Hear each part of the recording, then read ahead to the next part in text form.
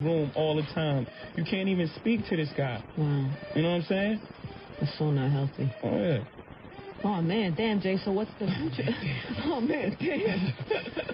So what happens to, like, tomorrow's show and the show after that? I could put a show together, B. I could try my best. I could do it by myself. Like, I don't really need to do, like, you know, it's up to New York. It's up to the people that bought their tickets and people that, you know, really want to see them make that decision if they want me to do the show by myself or they want to just get refunds for their Oh, they can get a refund? Yeah.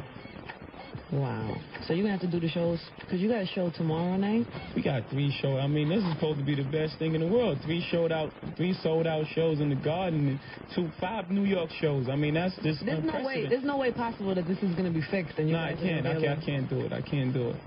I mean, enough. I can't do it. I mean, this is St. Louis. If this was tonight, you know, I'd be like, okay. But this, first of all, is my hometown, so I'm tight. Right. You know what I'm saying? I'm tight. I see. Right. So, second of all, this happened in St. Louis for no reason. First of all, let me explain to you about St. Louis. The lighting cue that was missed was 2 sets back. Like, he had a set.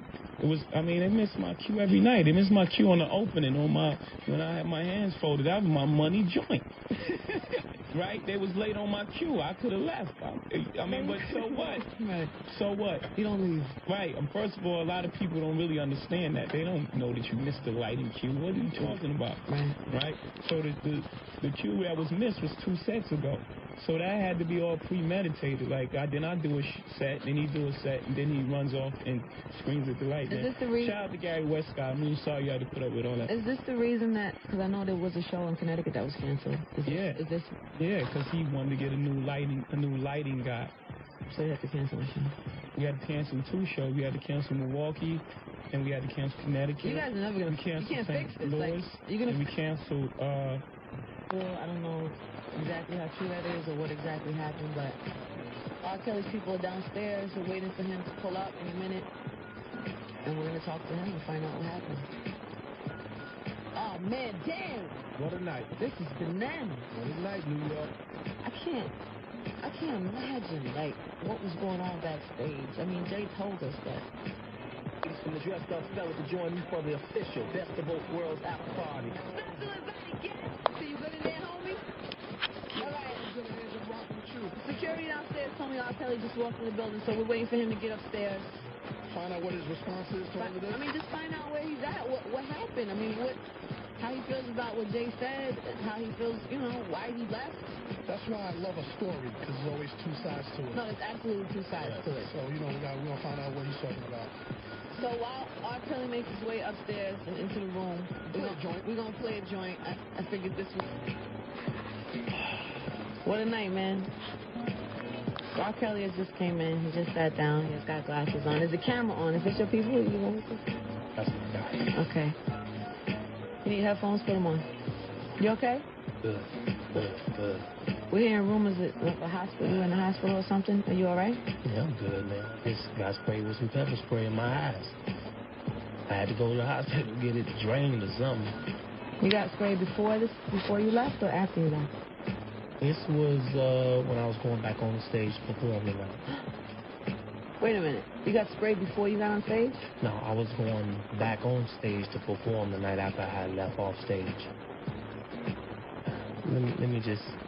Is it any way we can just cut my music, please? Oh, yeah, I'm starting to hear music. Yeah, turn it off.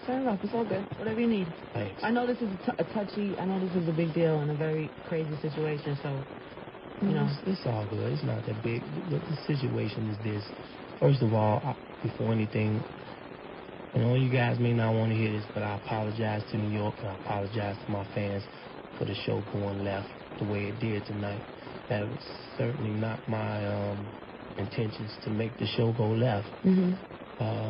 I love performing. I don't care who I perform with. I'm very secure in who I am. I've been in this for 15 years. And I'm still successful at it. I feel at the top of my game. I feel real good about that. I have no incentive.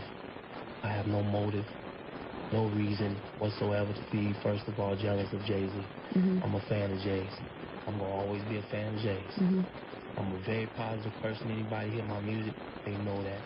I am not worried about Jay-Z on stage, R. Kelly on stage, him doing better than me. There's no way that Jay-Z can do better than me. There's no way that I can do better than Jay, because for one, Jay is like a tennis player, I'm like a golf player. And we're both at the top of our games. That's what makes up the best of both worlds in the first place. There's no way that there can be any type of competing for my end with Jay-Z, because I'm gonna keep it real with y'all. Some shows I've ripped, some shows Jay's ripped.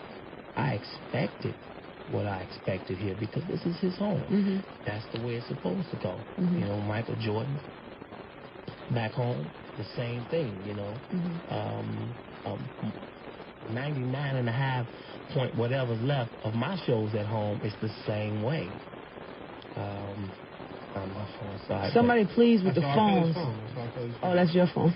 Well, okay. My phone's blowing up too. Yeah, I'm sure. I'm sure. But I ain't answering it. It's just because, you know, people, when you answer your phone, ain't none but people that's going to just add negative drama to it. And I like to keep it naked and keep it the truth. During this whole tour, Jay's been turning out a lot of shows, but I've been turning out a lot of shows. You know, it just depends on what your market is. Everybody know that. But tonight had absolutely nothing to do with Jay's getting a better response, because I said earlier, I expected it. He's at home, and I know what Jay, I'm 15 years deep in the business. I know what Jay is at home, you know. But with this show, when we first came out, as you said, I heard you earlier, you know, and you were saying we was rocking and everything. I mean, Mary said that everything was rocking, and she was right. It was jumping off, you know. Nobody, good. From the crowd, we couldn't tell there was any kind of problem coming, or that even when you left, I didn't, like, I was like, what did he say? What happened? Exactly. Like, I didn't know what. We didn't understand it. Right. If you guys just, you know, you guys here and all my fans out there that's listening, if you guys just take a minute, just a second, and go back 15 years, I have never just stopped a show. I don't care who I've been on the stage with. It may not be the best of both worlds, but I've been on stage with many of people. And I've seen artists come out and get way more response than me on some shows. But I'm not about competing with people. I love music, and I love doing what I do. So what happened? Well, what happened is when I came out, first of all, I was threatened earlier prior to that, you know. Don't come to Madison Square Garden. Now, this ain't my first time being threatened. You know, I've been threatened before. What do you mean threatened, on the phone? Or? Yeah, on the phone. Yeah, on the phone. And I've never been, you know, scared of anything but God. You know what I'm saying? So I came anyway. And but I didn't let my people know. I let my lawyers know. I let my business manager know, and a couple of people that's close to me that I had gotten threatened. What you think I should do? Was this an anonymous threat, or was this somebody that you know? It was a private call on my phone. Nobody that you knew, just don't come to the garden. Nobody that I knew. Something's going to get threatened. Anytime I've been threatened on the phone, I didn't know who it was, you know what I'm saying? But it happened, but I came anyway because I really wanted this show to happen just like Jay, just like everybody else. But I don't know who Jay travels with. I travel with 3 kids of mine. I got 3 kids. I got a wife out here with me, you know what I'm saying? And they were with me. They at the show. But they come out on happy people, you know what I'm saying? And doing me and Jay's part, I saw a guy looking real hard at me, you know what I'm saying? And I said, okay, it's New York, it's hard, it's all good, you know what I'm saying? But I went back to the left, came right back to the right, and during that time, dude opened up his coat. I can't say the guy had a gun. I'm not going to lie on anybody. I don't know if he had a gun, but when he made the movement to open up his coat, I saw something. I don't know what I saw. It was like 6 row, whatever. That's what happened. I bypassed it. I didn't worry about it. But when I went backstage, after Jay came out, I went back to change so I could come out for my segment. I asked my wardrobe. I told my wardrobe lady what had happened. And I asked her, what do you think I should do? You think I should, because I don't want nobody thinking that it's going to be some more drama or anything like that. But she told me I should just let security know or whatever. That time I was talking to her and changing. Between talking to her and changing, I got back out. It was my time to go back out for ignition. I came back out for ignition.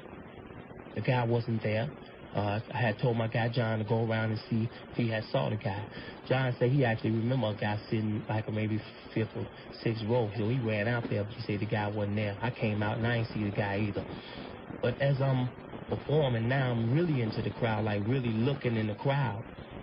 I see another guy in the bleachers doing the same damn thing. You know what I'm saying? Excuse my French, but I saw another guy. You saw him from the bleachers? There was another guy in the bleachers to my right doing the same thing. Maybe 4 rows up, you know, the bleachers that go up. So saw another guy. Is that when you said, is that your girl, homie? Like right around that? No. This when I was like, around the time when I was singing, the first time was around the time when I was singing, what's the song, A Woman's Fed Up? When I said, calling Tyrone. Yeah, you know, I never do that. If anybody know my show, I usually let the audience sing it. And they'll usually say, calling Tyrone. Well, my fans know what I'm talking about. So, anyway, I sang that part tonight for the first time ever, because I know it's a part you let the crowd sing. But the reason I sang it because at that point I was nervous as hell. And I was, you know, struggling for my words. It got quiet a few times on my segment because things that I was supposed to say, I couldn't say because I'm now worried about my back, you know, or my front, you know what I'm saying? So at this point, the second time it happened, the segment was almost over.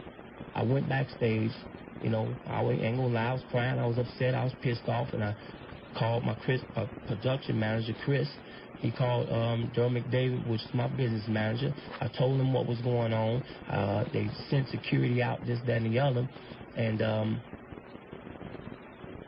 by the time I got through crying and going through all the whole thing with them and snapping, man, you know, they was telling me, you know, it'll be cool. I said, no, it ain't cool unless y'all go find that guy. You know what I'm saying? Or find those guys or whatever. After that, I went back on stage out of being desperate because Jay had just came off and the crowd was just sitting there. So I snatched the mic back. I went out there. I was crying. I was upset. And I simply told my fans, I love them and I thank them for supporting R. Kelly. But we're in a situation with something like that where, you know, somebody flashed some guns at me. And at this point, I'm thinking. Did you say something? Was that the whole thing you said? Did you say something about, I think there's going to be a riot, or I think people are going to run up out of here or something like that? I ain't say nothing like that. No? Don't even make sense. Okay. I ain't say nothing like that. Something like people are going to run out of here? I said I love my fans. I said I hope y'all are still my fans after I say what I got to say. I was trying to get security to come out here and say it, but, you know, I decided to do it myself because I wanted them to hear from the horse's mouth. This is what I saw. Now, this ain't the first time I've been in an audience when somebody made a messed up gesture at me or whatever. Back in the past, it's happened. You know, in my last show, sometimes depending on what city, whatever, it has happened. But it's just that I had got a call prior to that earlier today, and then for me to get here, and then this happened. Now I became nervous as hell. At this point, I'm thinking about my safety. I'm thinking about my kids. I'm thinking about my wife. And I'm thinking about just, you know. What about, I'm sorry, I don't mean to interrupt you, I know. But I'm just curious, because I know there was other shows that Jay was saying when he was here, you heard it, that you left. There was like 4 or 5 shows that you left, and he felt, I guess, because it was for the same issues that he believed it was for this one. I mean, what was the case in the other shows? The other case in the other shows, it wasn't 4 or 5 shows long. Let me just I was just at the end of this. I'm sorry. Go ahead, finish. I can be here till the morning answering these questions. But what happened at that point in time, I was concerned about my safety, and I was concerned about my kids and my wife. You know what I'm saying? So I went to the dressing room after I made that announcement and apologized to everybody, but let them know what was happening. Went to my dressing room, and then by that time, New York police came and they asked me what happened. I told them what had happened. So they locked my door, just told me, just hold on, just chill for a minute until we can, you know, sweep the place and we could see those guys. At that time, I asked them, had they checked, all my people really was asking them, had they checked the place? Had they checked everybody? And they said they did. You know, they checked all the guys coming in and everything, but they didn't check all of the girls. They checked most of them. They didn't check all of them. you know. And at this point, I became even more concerned, you know what I'm saying? Because anybody, let's be real, can carry a weapon. I know where I come from. Guys can get their girls a weapon and bring it in, whatever. I don't know. Did I ever see a gun? No, I didn't. Did I see somebody just like they had a gun? Twice. And that I became concerned about my safety.